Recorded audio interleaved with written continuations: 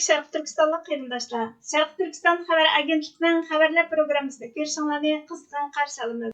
Tövəndə təfsili məzmunlarını diqqətinizə sunumuz. Amerika prezidenti Donald Trump Şveysariyaning Davosda 20 dək dünya rəhbərləri bilan birlikdə G'azza urushining oxirlashayotganligini jakarlagan. Muhofizatchi xabar torining 22 yanvar kunidagi xabariga qaraganda, Donald Trump bu rayonning tinchligi uchun taklif qilingan tinchlik qayitiga imzo qo'yish marosimida G'azza urushining haqiqatan oxirlashayotganligini jakarlagan. Marosimga musulmon ko'p sonliqni egallaydigan Bahrayn, Marokash, Ozarbayjon, Qozog'iston, Iordaniya, Pokiston, Qatar, Saudiya Arabistoni, Turkiya, Arab Birlashma Xalifaligi va O'zbekiston qatorliq davlatlarning rahbarlari qatnashgan. Kanada, Fransiya, Germaniya va Italiya qatorliq bir qancha cho'ng Yevropa davlatlari bu faoliyatga qatnashmagan. Rossiya Prezidenti Vladimir Putinga taklif berilgan bo'lsa-mu, hay'atga qatnashmasligini texnik qaror qilmagan. Hay'atning imzo qo'yish marosimiga Amerika Qo'shma Shtatlari, Bahrayn, Marokash, Ozarbayjon, Qozog'iston, Iordaniya, Pokiston, Qatar, Saudiya Arabistoni, Turkiya, Arab Birlashma Xalifaligi, O'zbekiston, Argentina, Armeniya, Bulgariya, Vengriya, Indoneziya, Qozog'iston, Kosovo, Paragvay qatorliq davlatlar qatnashgan. Sharq Turkiston surgundi hukumati Tashqi ishlar va bexatarlik ministrligi 2026 yili 1-oyning 21 kuni Birlik va dunyoviy tinchlikqa sadoqatmanlik to'g'risida eslatma e'lon qilib mundaq dedi. Xalqaro tinchlik hay'ati va uningga qatnashgan davlatlarga Sharq Turkiston surgundi hukumati qonunsiz ishg'ol qilingan Sharq Turkistonga vakillik qiladigan bo'lib, Donald Trump rahbarligidagi xalqaro tinchlik hay'ati va Birleşken Devletler Teşkilatı Bexatarlik Komiteti Tinchlik Kengashining 2025 yillik 2803 numurli qarori ma'qullagan G'azza tinchligi 20 nuqtalik plani bilan hamkorlashadiganligini bildirdi. Amerika rahbarligidagi bu tashabbus Birleşken Devletler Teşkilatıning haqiqiy muqimlik, insoniy izzat-hurmat va bexatarlik uchun qat'iy harakat qo'llanishda qayta mag'lub bo'lganligiga qarata dunyoning ehtiyoji bo'lgan jasoratlik bir qadam. Biz Qozog'iston, O'zbekiston, Turkiya va Ozarbayjon qatorliq O'rta Osiyo va turk musulmon ko'p sonliqni egallaydigan davlatlarning qatnashganligini tabriklaymiz. Sharq Turkiston bilan cho'nqur tarixiy, kultur, til va milliy bog'lanishi bo'lgan bu davlatlar mustamlakachilikdan qutulib, milliy o'z taqdirini o'zi belgilash va irqiy qirg'inchilikdan qo'g'dash prinsiplariga amal qilishga chaqirilgan bo'lib, bu chaqiriq Sharq Turkiston uchun bak mos keladi. Sharq Turkiston 1949 yili 12 oyning 22 kunidan boshlab Xitoy Xalq Cumhuriyatining qonunsiz ishg'oliyati ostida qolganiga 76 yil bo'ldi. 2014 yili maydan boshlab Xitoy Xalq Cumhuriyati Xitoy Kompartiyasi rahbarligida bu mustamlakachilik ishg'oliyatini izchil davomlashayotgan irqiy qirg'inchilik va insoniyatga qarshi jinoyatga aylantirdi. Bu harakat millionlagan kishilarni jazo lagerlariga qamash, sanoat miqyosida qul amgaki, majburiy tug'mas qilib o'tish va keng ko'lamda majburiy bola tushirib o'tish, sanoat miqyosida a'zolarni majburiy sug'urib olish, madaniyat va diniy meroslarni vayron qilib o'tish, til, kultur va e'tiqodimizni sistemlik yo'qotishni o'z ichiga oladi. Bu harakatlar 1948 yildagi irqiy qirg'inchilik ahdnomasi bo'yicha irqiy qirg'inchilik hisoblanadi va zamonaviy tarixdagi davlat tashkillagan bir millatga qarshi eng sistemlik hujumga vakillik qiladi. Sharq Turkiston surgundi hukumati Sharq Turkistonning darhol va shartsiz mustamlikadan qutulishini, Xitoy ishg'oliyatchi kuchlarining butunlay chekinishini, barliq irqiy qirg'inchilik siyosatlarining to'xtatilishini, xalqaro sudlarda to'liq javobgarlikka tortilishini, egilik huquqi va milliy mustaqilligini asliga keltirishni talab qiladi. Tinchlik hay'ati dunyoviy adolat uchun islohot mexanizmi sifatida ishonchlilikni kafolatlantirish uchun o'zining vazifasini G'azzadan boshqa ishg'ol qilingan rayonlarga kengaytirishi kerak. O'rta Osiyo tarixiy davlatlardan biri mustamlaka ishg'ol ostida qolgan irqiy qirg'inchilik davomlashayotgan muddat ichida uzun muddatlik muqimlikqa erisha olmaydi. Sharq Turkistonning mustamlakachilikdan qutulishi, milliy o'z taqdirini o'zi belgilash huquqini yurgizishi va mustaqillikni asliga keltirishi Yevropa, Osiyoning tinchligi uchun intayin muhim bo'lib, Amerikaning erkinlikka bo'lgan sadoqati, kommunizm zulmiga qarshi turishi va irqiy qirg'inchilikqa qarshi axloqiy rahbarligiga uyg'un keladi. Prezident Donald Trumpning tunji navbatlik irqiy qirg'inchilikqa qarshi turish qarori va mas'ul Xitoy organlariga qarshi jazo tadbirlariga asoslanib, biz Amerikani Sharq Turkistonni ishg'ol qilingan davlat deb e'tirof qilishga va Sharq Turkiston qarashlarini tinchlik qayiti doirasiga kirgizishni muzokara qilishga chaqiramiz. Bundaq harakat Xitoy Xalq Jumhuriyati, Xitoy Kompartiyasining Yevroasiyadagi ta'siriga qarshi turdi. Amerika va uning ittifoqdoshlarining muhim kon mahsulotlari va ta'minlash zanjiri mustaqilligini kafolatlantirdi. Shundaqla Amerika rahbarligining Xitoy Xalq Jumhuriyati, Xitoy Kompartiyasi zulmining barliq qurbonlariga uzanganligini namoyon qiladi. Biz tinchlik qayiti bilan bevosita diplomatik maslahatlashishga tayyormiz va Sharq Turkistondagi Xitoy ishg'oliyati va irqiy qirg'inchiligiga xotim berish uchun etiladigan konkret qadamlarni kutyapmiz. Bu eslatma bilan Sharq Turkiston surgundi hukumati o'zining ahvoli va qarashlarini doimiy xotirlarga qo'yadi. Sharq Turkistonning Xitoyning ishg'oliyati va mustamlikasidan qutulishi 21 asrdagi mustamlikchilikdan qutulish, milliy o'z taqdirini o'zi belgilash va xalqaro adolatning asosiy masalasi. Amerika boshchiligidagi xalqaro tinchlik hay'ati dunyoviy tinchlik tirishchiligini Sharq Turkistonga kengaytirish uchun tarixiy fursatga erishdi.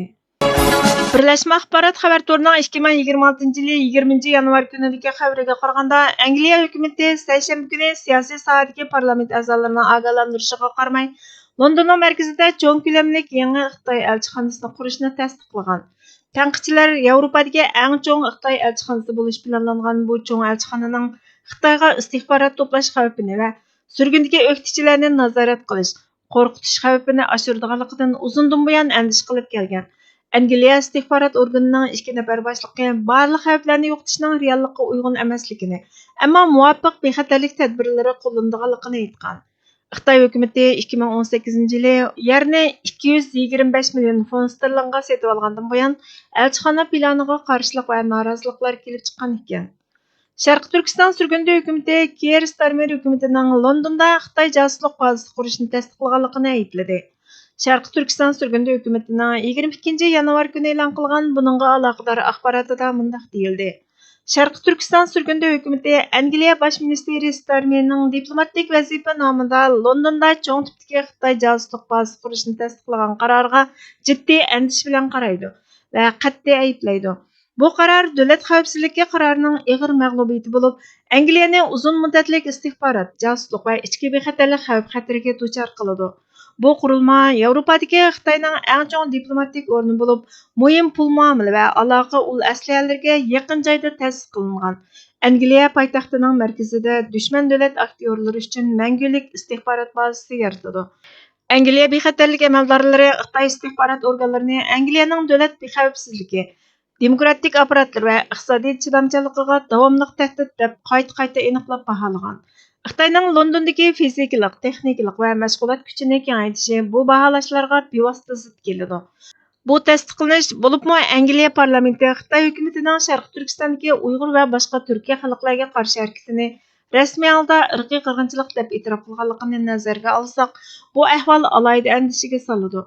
Bu e'tirof qilish faqat axloqiy jihatdan emas, balki ommaviy nazorat qilish, bostirish va irqiy qirg'inchilikqa mas'ul davlat apparatiga qarshi davlat bexatarligini qo'g'dashda izchil harakat qilish mas'uliyatini o'z ichiga oladi. O'xshamagan qarashlarga qarshi nazorat qilishni sistemlik turda qurol qilib ishlatadigan hukumatning o'z davlatining bexatarlik chegarasiga hurmat qilishini umid qilishga bo'lmaydi. Sharq Turkiston surgundi hukumatining Jumhur raisi Dr. Mamtminalo apandi bu qaror faqat Uyg'ur xalqiga qilingan xiyonat emas, balki Angliyaning o'ziga bevosita xavf elib keladi. Irqiy qirg'inchilik qilingan va dunyoviy istixborot apparatini boshqaradigan bir davlatga Angliyaning davlat bexatarligi natijasi ko'rilmay, Londonning markazida kengaytirilgan harakat bo'shlig'i imtiyozi berilmaydi dedi. Xitoy istixborot harakatlari, ta'sir ko'rsatish harakatlari, shundaqla josuslik va xalqaro besim qilish harakatlarini olib berish uchun diplomatik usulni qo'llanishning aniq andisini namoyon qildi. Angliyada yashaydigan Uyg'ur, Tibet va Hongkongliklar, o'xshamagan qarashdagilar va boshqa kishilar chet eldagi oila a'zolariga tahdid solish qatorliq nazorat qilish, qo'rqitish va bostirishga duch keldi. Londonda mustahkam Xitoy josuslik bazasi qurish, faqat Beyjingning josuslik qilish, surgundagi jamiyatlarni nazorat qilish, Angliya fuqarolarining turmushiga aralashish qobiliyatini oshirdi. Winston Churchill ogohlantirib, tinchlantiruvchilar baqqan timsoqning o'zini yeyishini orzu qiladi degan. Tarix shuni isbotladiki, zolim kuchlarga pragmatizm nomida berilgan yo'l qo'yishlar bexatarlikni kuchaytirmaydi, balki uni ojizlashtiradi.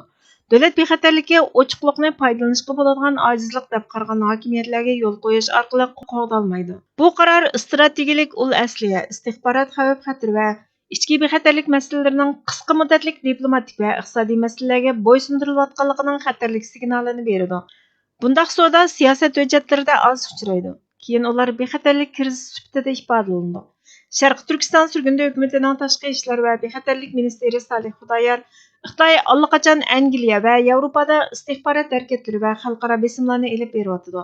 Bexatarlik organlarining qayta ogohlantirilishlariga qaramay, diplomatik qo'g'danish ostida keng ko'lamli Xitoy josuslik bazasini tasdiqlash, Beijingning istixborot to'plash, jamiyatlarni qo'rqitish va Angliya bexatarlikni ichki jihatdan buzish iqtidorini oshirdi dedi. Sharq Turkiston surgunda hukumati Angliya tashqi ishlar, o'rtaq gavda va taraqqiyot ishxonasining davlat bexatarligi, qarshi josuslik xavfi va Angliyaning boshqarish doirasida yashayotganlarning huquqini qo'g'dash nuqtasidan bu qarorni jiddiy qayta ko'rib chiqishga chaqirdi. Demokratik davlatlar poytaxtlarining qirg'inchilikcha zolim hokimiyat josusligining mangulik faoliyat subsiga aylanishiga yo'l qo'ymasligi kerak. Tarix faqat davlat bexatarligiga tahdid solganlardan emas, balki aniq ogohlantirishlarga qaramay, hushyorlikning o'rniga murosasiya qilishni tanlaganlarni baholaydi. Mavjudlik krizisi deyilganda shu aniq bo'lishi kerak ediki, krizis vatanda. Vatan ichidagi xalqning mavjudlik mujodalasini davom qildirishda. Vatan sirtidagi mujodalaning birinchi nishonimi vatan ichidagi mavjudlikning krizislariga qarshi tadbir ishlash. Har qanday ijtimoiylikqa yotadigan harakatlarni siyosiy g'oyaga xizmat qiladigan unsurga aylantirish bo'lishini talab qiladi. Vatan sirtidagi mavjudlik, vatan ichidagi mavjudlikqa qarashli qilinmaganda, chet elda mavjudligini saqlash ideallarining hech birini haqiqiy ma'nosini topgan mavjudlik ko'rishi qatoridan hisoblag'ili bo'lmaydi. Balki bu siyosiylik jihatda vatan ichidagi krizisdan barbara yiroqlashish, millat, xalq huquqlarini vatan sirtidagi oz sonli to'plamga yuklab ishlatish, vatan ichidagilarning mavjudligini o'zlarining mavjudligidan keyingi tizishga yotadigan tutum va kayfiyatlarni borliqqa keltirish kelib chiqadi. Burhan Muhammadning Manqurt Zihniyat va Xiyonatlik ziyorat nomli maqolasidan elindi. Bizga vaqt ayirganingiz uchun ko'pdan-ko'p rahmat. Kelar qatimqi programmamizda ko'rishguncha Allohga omonat bo'lgaysizlar.